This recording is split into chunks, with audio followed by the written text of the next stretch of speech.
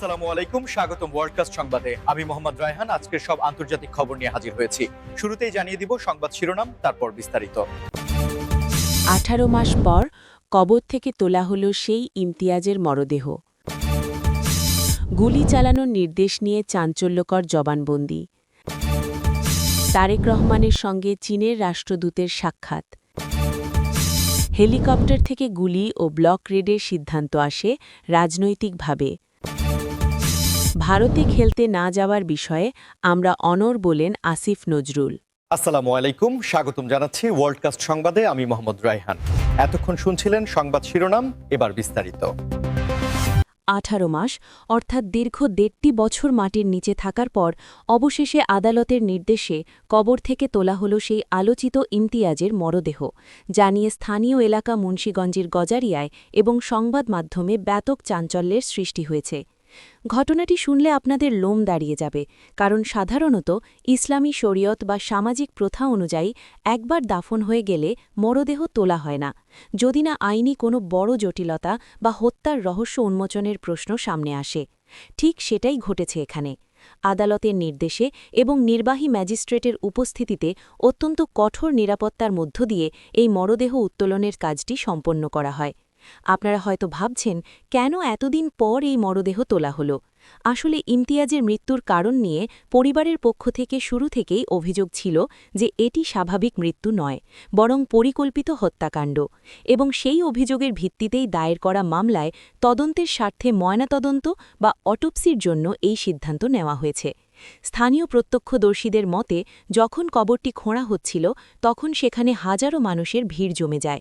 পুলিশকে রীতিমতো হিমশিম খেতে হয় পরিস্থিতি নিয়ন্ত্রণে রাখতে, কারণ 18 মাস আগের একটি মরদেহ কী অবস্থায় আছে তা দেখার কৌতূহল সবারই ছিল। কিন্তু তদন্তকারী কর্মকর্তারা জানিয়েছেন, এই প্রক্রিয়াটি সম্পূর্ণ বৈজ্ঞানিক এবং ফোরেনসিক সায়েন্সের ওপর ভিত্তি করে করা হচ্ছে, যেখানে ডিএনএ স্যাম্পল এবং হাড়ের নমুনা সংগ্রহ করে ল্যাবে পাঠানো হবে, যাতে মৃত্যুর প্রকৃত কারণ, সেটি বিষক্রিয়া, আঘাত নাকি অন্য কিছু, তা শতভাগ নিশ্চিত হওয়া যায়। পরিবারের সদস্যরা কান্নাজড়িত কণ্ঠে জানিয়েছেন যে তারা দীর্ঘদিন ধরে এই দিনটির অপেক্ষায় ছিলেন, কারণ তারা বিশ্বাস করেন সুষ্ঠু তদন্ত হলে ইমতিয়াজ হত্যার বিচার তারা পাবেনি। তবে আইনি প্রক্রিয়ার দীর্ঘসূত্রিতা নিয়ে সাধারণ মানুষের মনে ক্ষোভ থাকলেও 18 মাস পর প্রশাসনের এই পদক্ষেপকে অনেকে ইতিবাচক হিসেবেই দেখছেন। পরবর্তী যে সংবাদটি নিয়ে আলোচনা করব তা হল সাম্প্রতিক সময়ের অন্যতম আলোচিত এবং স্পর্শকাতর ঘটনা, গুলি চালানোর নির্দেশ নিয়ে আদালতে দেওয়া এক চাঞ্চল্যকর জবানবন্দি, যা দেশের রাজনৈতিক এবং প্রশাসনিক অঙ্গনে তোলপাড় সৃষ্টি করেছে। আপনারা জানেন যে গত কিছুদিন ধরে দেশের বিভিন্ন অনাকাঙ্ক্ষিত ঘটনায় আইনশৃঙ্খলা বাহিনীর ভূমিকা নিয়ে নানা প্রশ্ন উঠেছিল, আর এবার সেই প্রশ্নের উত্তর মিলতে শুরু করেছে খোদ আদালতের জবানবন্দিতে।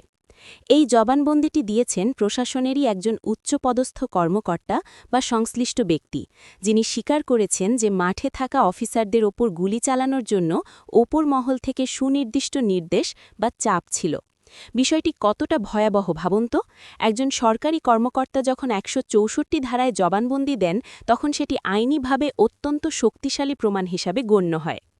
এই জবানবন্দিতে উঠে এসেছে যে আইন শৃঙ্খলা রক্ষার নামে কিভাবে চেইন অফ কমান্ডের অপব্যবহার করা হয়েছে এবং পরিস্থিতি নিয়ন্ত্রণে আনার অজুহাতে কিভাবে মারণাস্ত্র ব্যবহারের অনুমতি দেওয়া হয়েছিল। সংবাদটি প্রকাশ পাওয়ার পর থেকেই মানবাধিকার কর্মী থেকে শুরু করে সাধারণ জনগণ সবাই হতবাক হয়ে গেছেন। জবানবন্দিতে বলা হয়েছে, মাঠ পর্যায়ে যারা দায়িত্ব পালন করছিলেন তাদের অনেকেরই হয়তো গুলি করার ইচ্ছা ছিল না, কিন্তু ওপর থেকে আসা নির্দেশের কারণে তারা বাধ্য হয়েছিলেন ট্রিগার চাপতে। এই তথ্যটি তদন্তের মোড় সম্পূর্ণ ঘুরিয়ে দিয়েছে, কারণ এতদিন হয়তো মনে করা হতো যে বিচ্ছিন্নভাবে কিছু ঘটনা ঘটেছে, কিন্তু এই জবানবন্দি প্রমাণ করছে যে এর পেছনে একটি সুসংগঠিত পরিকল্পনা বা সিদ্ধান্ত ছিল। আইনি বিশেষজ্ঞরা বলছেন, এই জবানবন্দির ফলে এখন নির্দেশের দাতা বা মাস্টার মাইন্ডের আইনের আওতায় আনা অনেক সহজ হবে। জনগণের মনে এখন একটাই প্রশ্ন, যারা এই নির্দেশ দিয়েছিলেন তারা কি আদৌ আইনের ঊর্ধ্বে থাকবেন নাকি তাদেরও জবাবদিহিতার আওতায় আনা হবে? সোশ্যাল মিডিয়ায় এই খবরটি ছড়িয়ে পড়ার পর থেকেই নেটিজেনরা বিচার চেয়ে সরব হয়েছেন। আসলে একটি গণতান্ত্রিক রাষ্ট্রে গুলি চালানোর নির্দেশ দেওয়া কোনো সাধারণ বিষয় নয়, এর জন্য সুনির্দিষ্ট প্রোটোকল বা নিয়ম মানতে হয়। কিন্তু জবানবন্দি অনুযায়ী সেই নিয়মগুলোকে পাশ কাটিয়ে রাজনৈতিক বা বিশেষ কোনো উদ্দেশ্য হাসিলের জন্য এই কঠোর সিদ্ধান্ত নেওয়া হয়েছিল কিনা সেটাই এখন তদন্তের মূল বিষয়। রাজনীতির মাঠের উত্তাপের মধ্যেই একটি অত্যন্ত গুরুত্বপূর্ণ কূটনৈতিক খবর হল বিএনপির ভারপ্রাপ্ত চেয়ারম্যান তারেক রহমানের সঙ্গে চিলের রাষ্ট্রদূতের সাক্ষাৎ, যা দেশের ভবিষ্যৎ রাজনীতি এবং আন্তর্জাতিক সম্পর্কের ক্ষেত্রে এক নতুন সমীকরণের ইঙ্গিত দিচ্ছে। আপনারা জানেন, ভূ-রাজনীতিতে চীন সবসময় বাংলাদেশের জন্য একটি গুরুত্বপূর্ণ উন্নয়ন সহযোগী বা পার্টনার হিসেবে কাজ করে আসছে। তাই নির্বাচনের আগে বা দেশের বর্তমান পরিস্থিতিতে এই বৈঠকটি অত্যন্ত তাৎপর্যপূর্ণ। ঢাকার গুলশানে বিএনপি চেয়ারপারসনের রাজনৈতিক কার্যালয়ে এই বৈঠকটি অনুষ্ঠিত হয়, যেখানে চীনের রাষ্ট্রদূত ইয়াও ওয়েন এবং তারেক রহমানের মধ্যে দীর্ঘ সময় ধরে দ্বিপাক্ষিক স্বার্থ সংশ্লিষ্ট নানা বিষয় নিয়ে আলোচনা হয়েছে। ভিডিও কনফারেন্সের মাধ্যমে যুক্ত হওয়া তারেক রহমান চীনের রাষ্ট্রদূতের সঙ্গে বাংলাদেশের অবকাঠামোগত উন্নয়ন, বাণিজ্যিক সম্পর্ক এবং আগামী দিনের রাজনৈতিক স্থিতিশীলতা নিয়ে কথা বলেছেন বলে দলীয় সূত্রে জানা গেছে। বিশ্লেষকরা মনে করছেন, এই বৈঠকের মাধ্যমে বিএনপি আন্তর্জাতিক মহলে তাদের গ্রহণযোগ্যতা এবং কূটনৈতিক তৎপরতা বৃদ্ধির একটি স্পষ্ট বার্তা দিল। সাধারণত আমরা দেখি, পশ্চিমা দেশগুলোর সঙ্গে রাজনৈতিক দলগুলোর সখ্যতা নিয়ে বেশি আলোচনা হয়, কিন্তু চীনের মতো এশিয়ান জায়ান্টের সঙ্গে এই হাই প্রোফাইল মিটিং প্রমাণ করে যে বিএনপি তাদের পররাষ্ট্রনীতিতে ব্যালেন্স বা ভারসাম্য বজায় রাখতে চাইছে। বৈঠকে চীনের রাষ্ট্রদূত স্পষ্ট করেছেন যে চীন বাংলাদেশের অভ্যন্তরীণ বিষয়ে হস্তক্ষেপ না করে বন্ধুসুলভ সম্পর্ক বজায় রাখতে আগ্রহী এবং বাংলাদেশের উন্নয়নে তারা সব সময় পাশে থাকবে।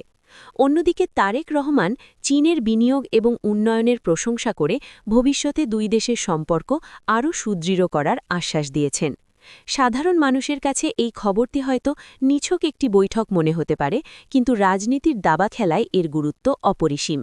বিশেষ করে যখন দেশের অর্থনীতি একটি চ্যালেঞ্জিং সময়ের মধ্য দিয়ে যাচ্ছে, তখন চীনের মতো অর্থনৈতিক শক্তির সঙ্গে সুসম্পর্ক রাখা যে কোনো দলের জন্যই লাভজনক। এবারের খবরটি অত্যন্ত স্পর্শকাতর এবং প্রশাসনিক তদন্ত কেন্দ্রিক, যেখানে উঠে এসেছে যে হেলিকপ্টার থেকে গুলি ও ব্লক রেইডের সিদ্ধান্তটি আসলে প্রশাসনিক ছিল না, বরং সেটি এসেছিল রাজনৈতিক পর্যায় থেকে। সাম্প্রতিক সময়ে ঘটে যাওয়া আন্দোলনের সময় হেলিকপ্টার ব্যবহার করে গুলি চালানো এবং বিভিন্ন এলাকায় ব্লক রেইড দিয়ে গণগ্রেপ্তার বা অভিযানের বিষয়টি নিয়ে জনমনে তীব্র ক্ষোভ ছিল।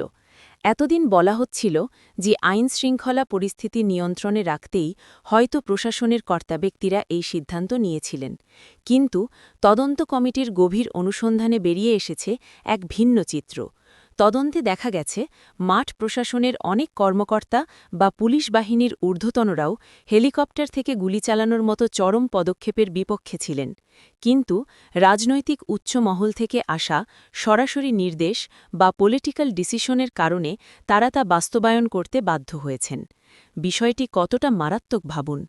রাষ্ট্রীয় সম্পদ বা হেলিকপ্টার, যা সাধারণত উদ্ধার কাজ বা ভিআইপি চলাচলে ব্যবহৃত হয়, সেটিকে ব্যবহার করা হয়েছে সাধারণ মানুষের ওপর বল প্রয়োগের জন্য, এবং সেটিও কোনো নিরাপত্তা কৌশল বা স্ট্র্যাটেজিক প্ল্যান ছাড়া, শুধুমাত্র রাজনৈতিকভাবে আন্দোলন দমনের উদ্দেশ্যে।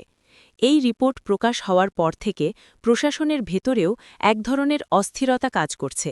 যারা এই নির্দেশ পালন করেছেন এবং যারা নির্দেশ দিয়েছেন, উভয় পক্ষই এখন একে অপরের উপর দোষ চাপানোর চেষ্টা করছেন। মানবাধিকার সংস্থাগুলো বলছে, আকাশপথ থেকে বেসামরিক এলাকায় গুলি চালানো আন্তর্জাতিক আইনেরও লঙ্ঘন।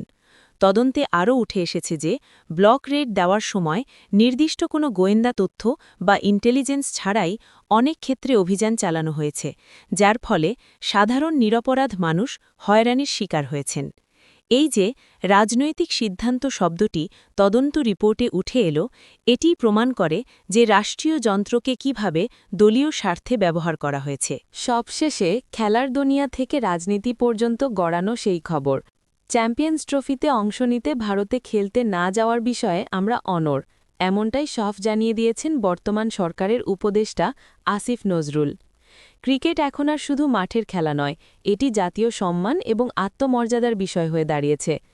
আইসিসি চ্যাম্পিয়ন্স ট্রফি 2025-এর আয়োজন পাকিস্তানে হওয়ার কথা থাকলেও ভারত সেখানে গিয়ে খেলতে অস্বীকৃতি জানায় এবং তারা হাইব্রিড মডেলে খেলা আয়োজনের প্রস্তাব দেয়। এর পাল্টা জবাবে বাংলাদেশ সরকার এবং ক্রিকেট বোর্ড অত্যন্ত দৃঢ় অবস্থান নিয়েছে। আসিফ নজরুল সংবাদ মাধ্যমকে স্পষ্ট ভাষায় বলেছেন, বাংলাদেশ কেন মাথা নত করবে, যেখানে নিরাপত্তার অজুহাত দেখিয়ে ভারত পাকিস্তানে বা অন্য কোনো ভেন্যুতে খেলার কথা বলছে, সেখানে বাংলাদেশেরও নিজস্ব ভেন্যু এবং সম্মান আছে। তিনি জোর দিয়ে বলেছেন যে ভারত যদি বাংলাদেশে বা নির্ধারিত ভেন্যুতে খেলতে না আসে, তবে বাংলাদেশও ভারতে গিয়ে কোনো দ্বিপাক্ষিক সিরিজ বা টুর্নামেন্ট খেলার বিষয়ে পুনর্বিবেচনা করবে বা তাদের শর্ত মেনে নেবে না। এই বক্তব্যটি দেশের ক্রিকেট প্রেমীদের মধ্যে বিপুল সাড়া জাগিয়েছে।